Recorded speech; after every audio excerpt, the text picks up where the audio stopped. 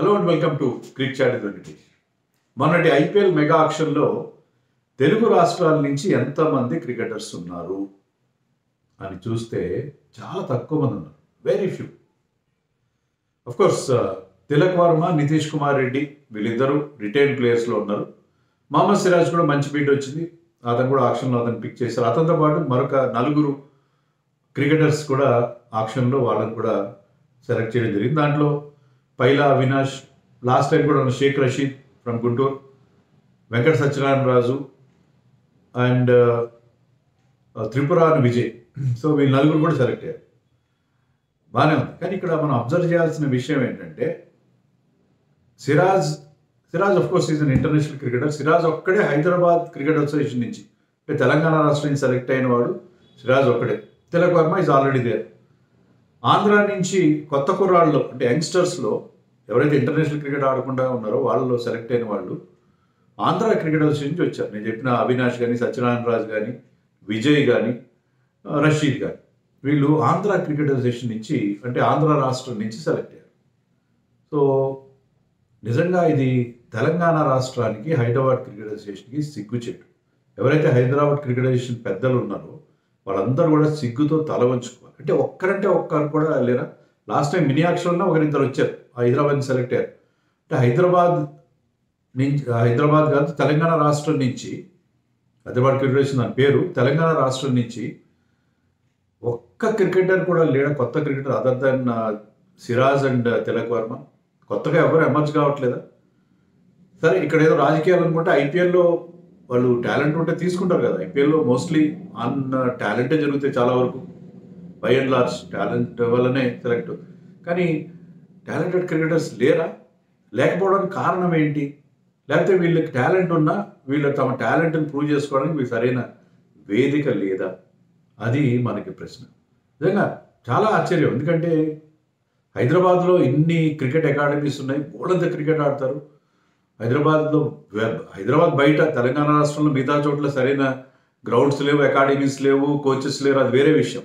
కానీ with in city of Hyderabad, జంట నగరాల్లో కానీ హైదరాబాద్ చుట్టుపక్కల కానీ బోల్డ్ అండ్ టర్ఫ్ వికెట్స్ ఉన్నాయి, కోచింగ్ అకాడమీస్ ఉన్నాయి, మంచి మంచి ప్లేయర్స్ ఉన్నారు. ఒకప్పుడు హైదరాబాద్ క్రికెట్ అసోసియేషన్ నుంచి 5-6 క్రికెటర్స్ ఇండియాకి ఆడేవారు.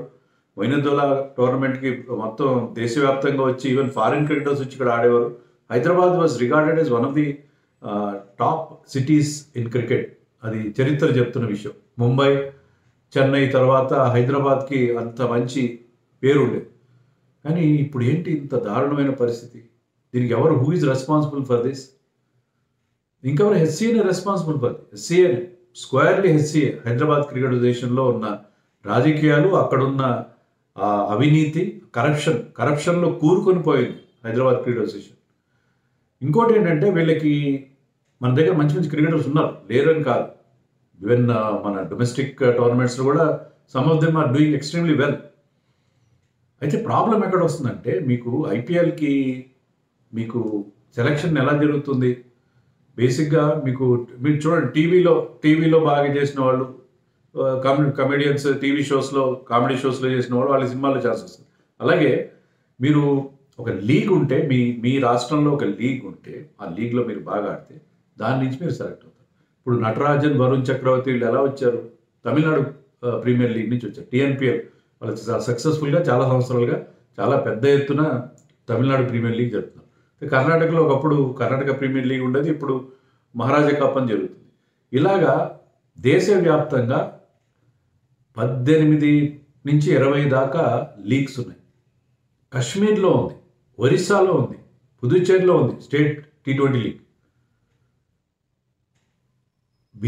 బీహార్ లాంటి చోట్ల ఉంది, చాలా చోట్ల, చాలా రాష్ట్రాల్లో, ప్రతి రాష్ట్రంలో almost everywhere you find a league.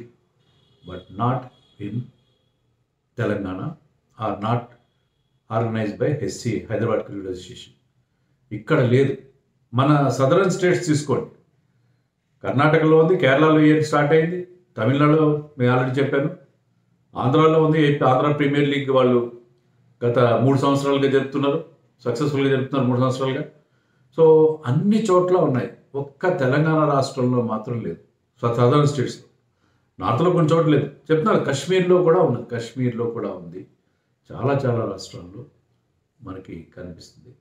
సౌరాష్ట్రలో ఉంది, ముంబైలో ఉంది, ఢిల్లీలో ఉంది. అవి రాష్ట్రాలుగా సిటీస్, కానీ వాళ్ళు ముంబై క్రికెట్ లీగ్ ఉంది, ఢిల్లీ క్రికెట్ లీగ్ ఉంది, యూపీ క్రికెట్ లీగ్ బ్రహ్మాండంగా సక్సెస్ఫుల్గా జరుగుతుంది.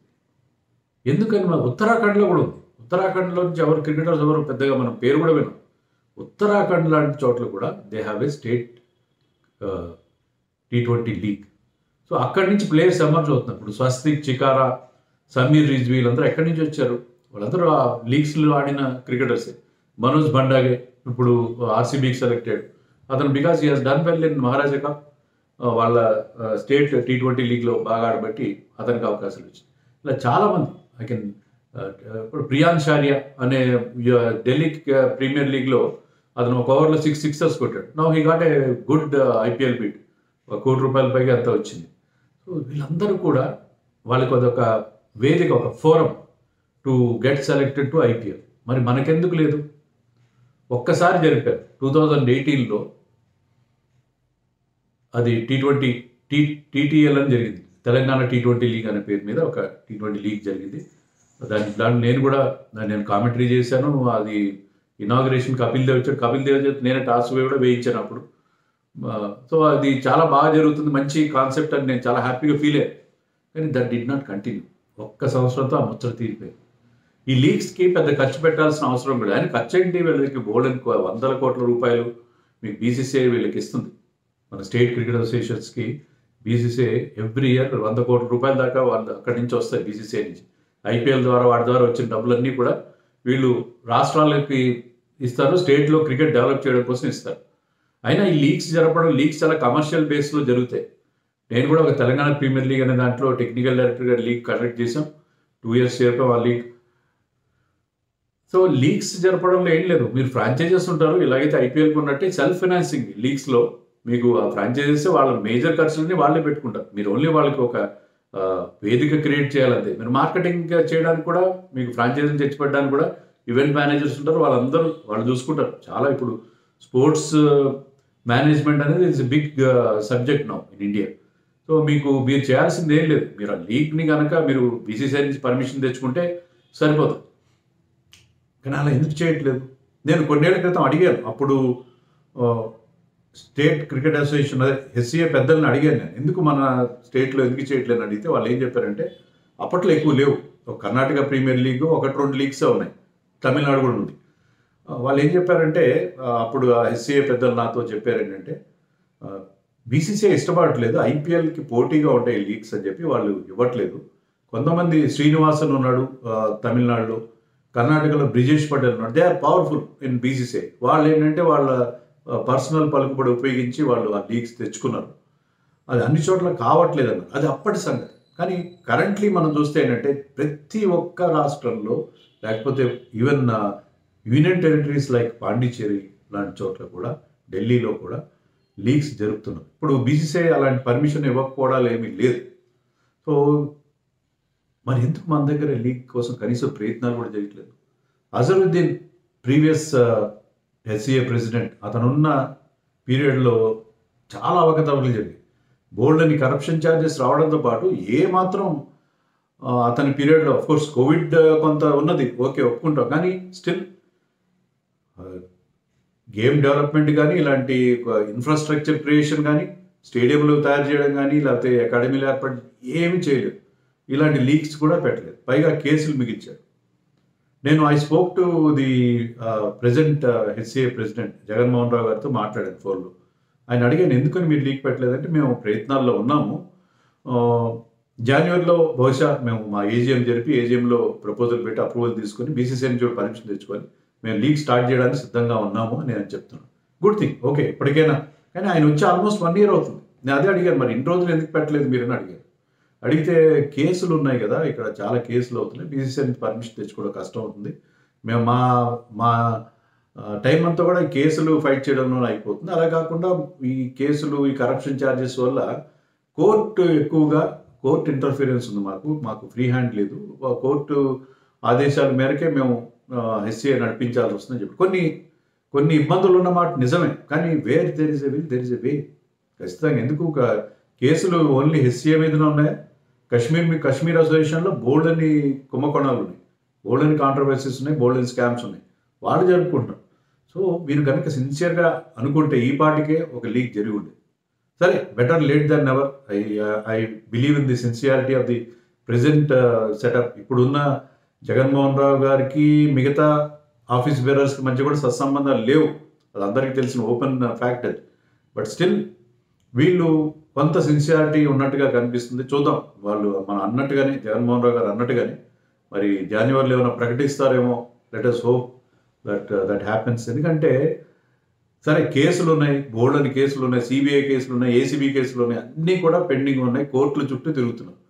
ఎస్సీఏ డబ్బులు అన్నీ కూడా కోర్టులకు అవుతున్నాయి. ఎస్సీఏ గేమ్ డెవలప్మెంట్ జరపట్లేదు, స్టేడియంలు కట్టట్లేదు, టర్ఫ్ వికెట్లు లేవు బయట ఎక్కడ. జిల్లాల్లో పెద్ద పెద్ద సిటీస్ వరంగల్, కరీంనగర్, నిజామాబాద్ లాంటి చోట్ల కూడా టర్ఫ్ వికెట్లు లేవు. ఇంకా మ్యాటింగ్ మీద ఆడుతున్నారు. మ్యాటింగ్ మీద ఎవరు ఆడట్లేదు ప్రపంచంలో. కానీ తెలంగాణ రాష్ట్రంలో పెద్ద సిటీస్లో అదే సరైన కోచెస్ లేరు, ఏం లేదు. బట్ ఓకే, డబ్బులన్నీ కూడా కోర్టు కేసులకి అయిపోతాయి. కోర్టు కేసులు దీనికి ఎందుకు మన యంగ్స్టర్స్, మన రాష్ట్రంలో ఉన్న క్రికెటర్స్ ఎందుకు సఫర్ కావాలి? క్రికెట్ అసోసియేషన్ పెద్దలు వాళ్ళు చేసిన కరప్షన్ వల్ల, వాళ్ళు చేసిన అవకతవకల వల్ల the youngsters in the state or suffering. Telangana రాష్ట్రంలో ఉన్న యువ ఆటగాళ్ళు సఫర్ అవుతున్నారు, విపరీతంగా సఫర్ అవుతున్నారు. ఒకవేళ మీరు తెలంగాణ ప్రీమియర్ లీగ్ అని, తెలంగాణ లీగ్ అనేది ఒకటి పెడితే, తెలంగాణ స్టేట్ T20 లీగ్ పెడితే, మీకు రాష్ట్రాల నుంచి ఎలాగో నేను చెప్పినట్టుగా సరైన ఇన్ఫ్రాస్ట్రక్చర్ లేదు. మీరు అది కూడా ఏంటంటే జిల్లాల వారీగా ఉంటాయి పేర్లు, ఆదిలాబాద్ టైగర్స్ అని, లేకపోతే నిజామాబాద్ నవాబ్స్ అని, ఇలాంటి టీమ్స్ ఫామ్ అవుతాయి. మీరు దాంట్లో కూడా కొంతమంది లోకల్ ప్లేయర్స్ కూడా కొంతమంది కోటా పెడితే అక్కడి నుంచి వచ్చే క్రికెటర్స్ కూడా వస్తారు. ఇప్పుడు అక్కడ ఉన్న వాళ్ళకి ఎలాంటి ఎంకరేజ్మెంట్ లేదు, వాళ్ళకి అసలు సరైన ఇంటర్ డిస్ట్రిక్ట్ టోర్నమెంట్స్ కూడా లేవు. సో ఆ నేపథ్యంలో T20 లీగ్ పెడితే మనకి రెండు రకాలుగా ఏంటంటే, ఒక వేదిక క్రియేట్ అవుతుంది టు షోకేస్ దేర్ టాలెంట్, అదొకటి. తర్వాత జిల్లాల్లో ఉన్న ఆ మరుగుపడిన టాలెంట్, ఇప్పుడు మనం చూస్తున్నాం కదా, చిన్న చిన్న మారుమూల ప్రాంతాల నుంచి మంచి ప్లేయర్స్ ఎమర్జ్ అవుతున్నారు. యూపీ లాంటి చోట్ల కానీ, తమిళనాడు సేలం నుంచి వచ్చిన నటరాజన్ ఈజ్ బెస్ట్ ఎగ్జాంపుల్.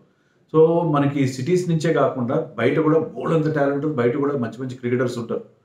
మరి వాళ్ళందరికీ ఈ లీగ్ పెడితే బ్రహ్మాండంగా, అంటే మీరు అక్కడ స్టేడియంస్ కట్టడం అనేది చాలా లాంగ్ ప్రొసీజర్, అదొక పెద్ద లాంగ్ టర్మ్ ప్లానింగ్. అది షార్ట్ టర్మ్లో మీరు లీగ్ పెట్టి, ఆ లీగ్లో మీరు ఆ నేటివ్ డిస్ట్రిక్ట్ కోటా కనుక పెడితే అద్భుతంగా ఉంటుంది. అక్కడి నుంచి మీకు బోల్డ్ అంత టాలెంట్ వచ్చే అవకాశం ఉంటుంది.